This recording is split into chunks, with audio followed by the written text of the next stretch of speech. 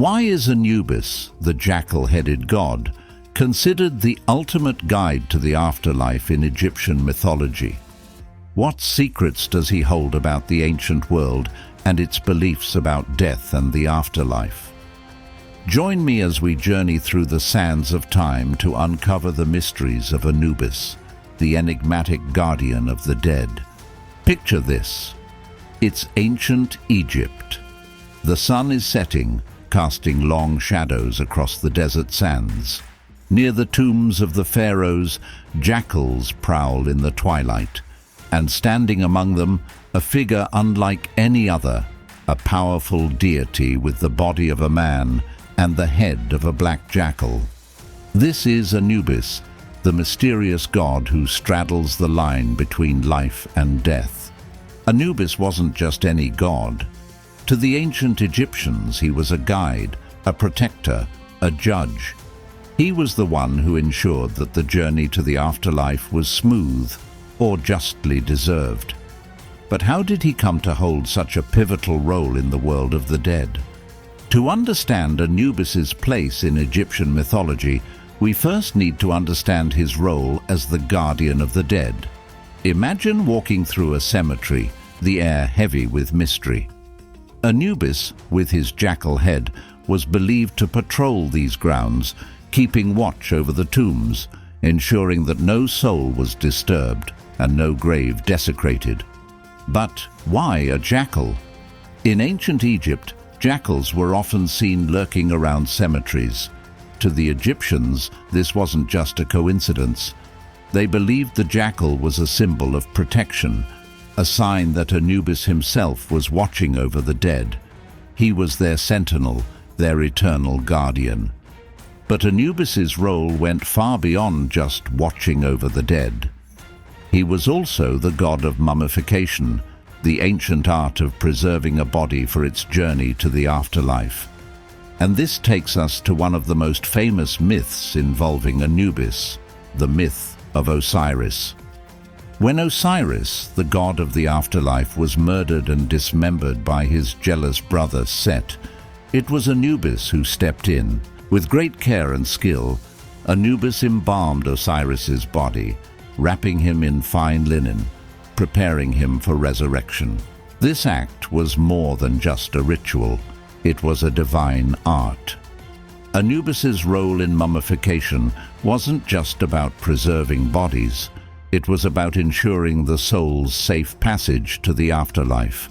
But Anubis's dedication to Osiris didn't end with the embalming. According to one legend, Anubis fiercely protected Osiris's body from Set, who sought to desecrate it further. Standing guard over Osiris's tomb, Anubis thwarted Set's attempts, ensuring the sanctity of Osiris's remains and maintaining order against the forces of chaos. This fierce protection illustrates Anubis's unwavering loyalty and his critical role as a defender of the sacred dead. If you're interested in diving deeper into the myth of Osiris and his dramatic journey through life, death, and resurrection, be sure to check out our video dedicated to that story. You'll find a link in the description below or up here on the screen. Now back to Anubis. Anubis wasn't just about mummification and protection. He also played a crucial role in one of the most important moments of a soul's journey, the weighing of the heart ceremony. Imagine a vast hall, the Hall of Two Truths. Here the dead would face their final judgment. With a steady hand, Anubis would place the heart of the deceased on one side of a great scale, and on the other, the feather of Ma'at, the goddess of truth and justice.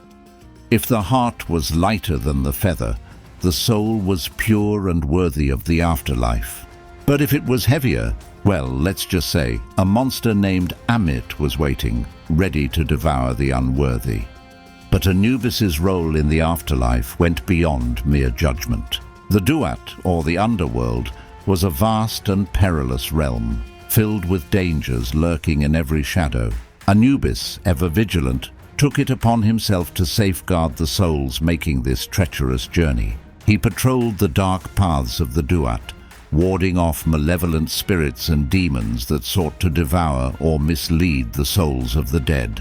In some tales, his eyes are said to shine with an ethereal light, a beacon for lost souls, and a warning to any malevolent beings lurking in the shadows. Anubis was not alone in this sacred duty.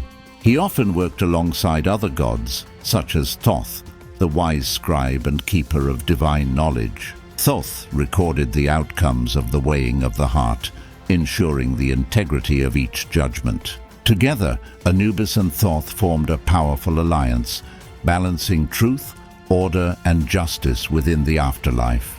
This collaboration reflects Anubis's deep commitment to upholding Ma'at, the cosmic order that governs both the living and the dead. Anubis also worked alongside Horus, the falcon-headed god of kingship. In some myths, they avenged the injustices committed by Set, the god of chaos, further solidifying Anubis's role as a force for order and justice. Yet, even amidst his duties, Anubis remained compassionate. There is a tale of a lost soul, wandering aimlessly in the Duat, the shadowy realm of the dead.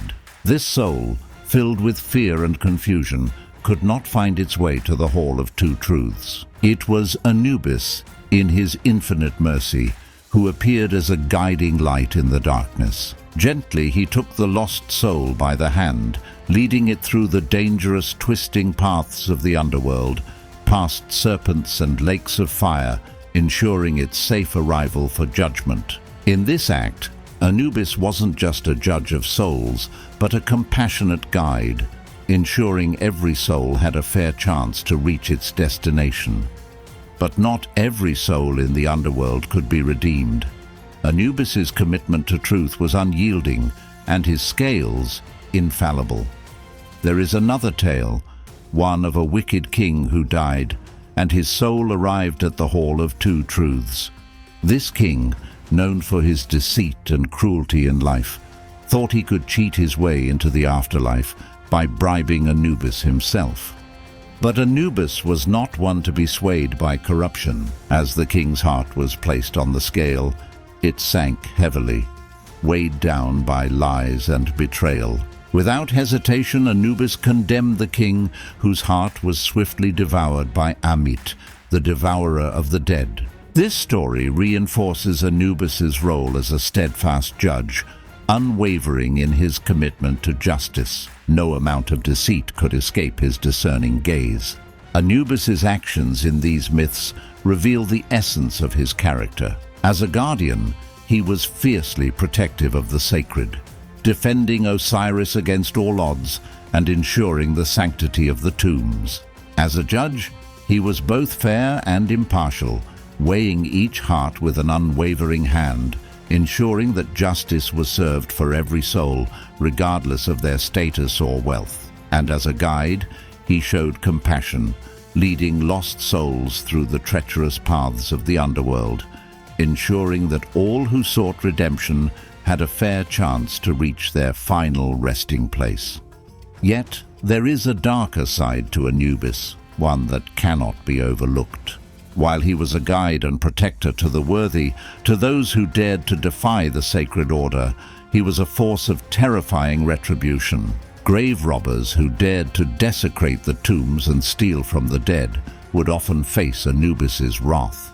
Legends tell of how he would hunt them down, his jackal's eyes glowing in the dark, meting out a swift and unforgiving punishment. No one who disrespected the sanctity of death could escape his vengeance. Anubis's role as the guardian of the dead also meant he was the enforcer of divine law in the underworld.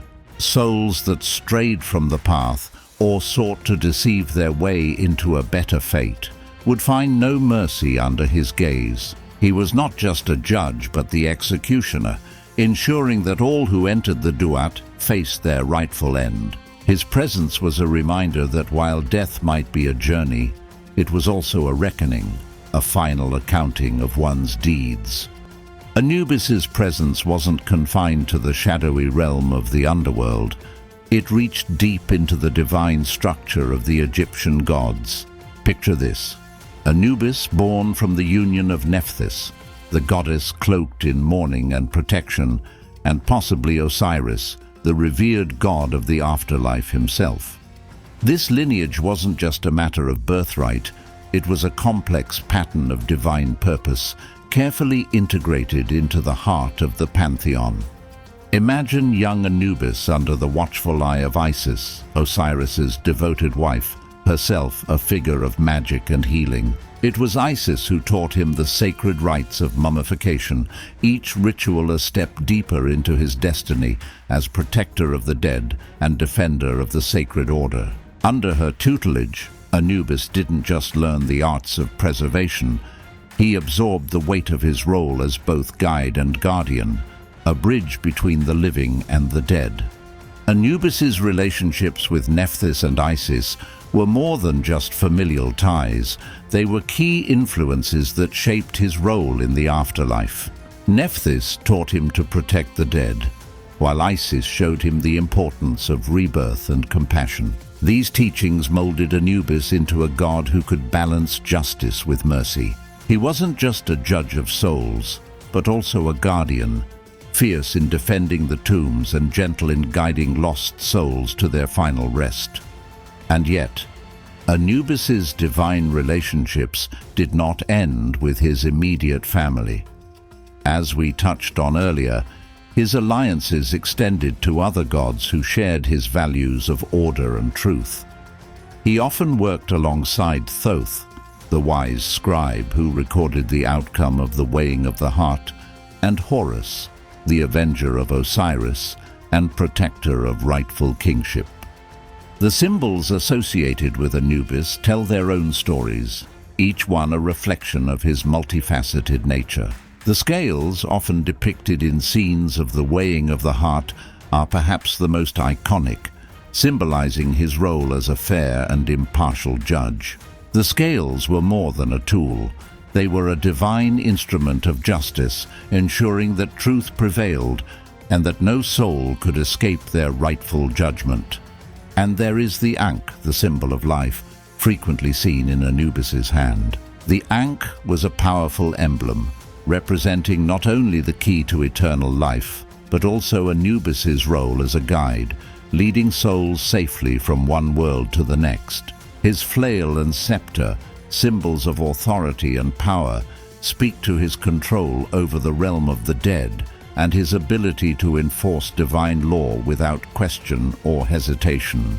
Through these symbols, the ancient Egyptians saw Anubis not merely as a god of the dead, but as a powerful mediator between life and death, justice and chaos.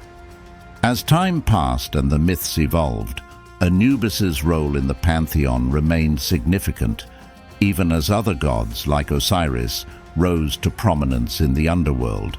Anubis adapted, taking on the role of a psychopomp, the guide who ensures every soul's journey was just and fair, embodying both the terrifying might of a guardian and the tender care of a shepherd guiding his flock.